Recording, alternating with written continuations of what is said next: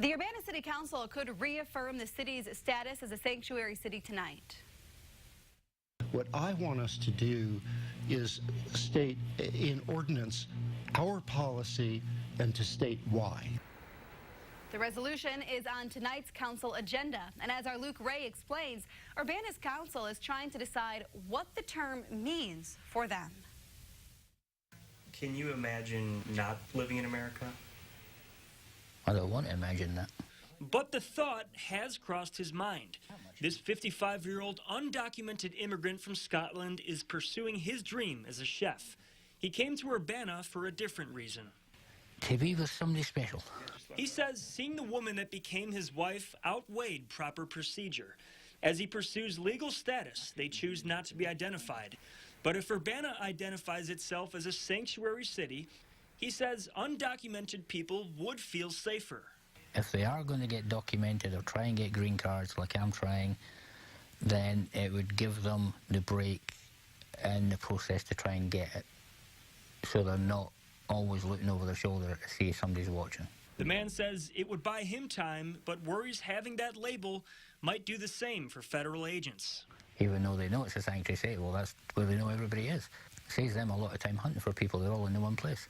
What the resolution as it now exists says, we're wonderful and everybody should be like us.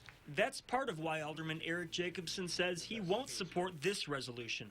He says it should be upgraded to an ordinance that says those elected to office or employed by Urbana can't look into the immigrant status of anyone living in or passing through town.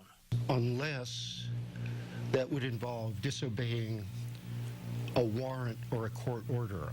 I'm advocating a policy of don't ask, don't tell, even if you tell, we don't care.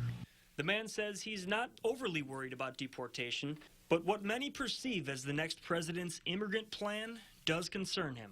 Nobody knows they're going to up the prices, they're going to change the forms around. You don't know what's really going to happen right now. Whatever happens nationally, this man says the local government shouldn't act too quickly, even with the right intentions.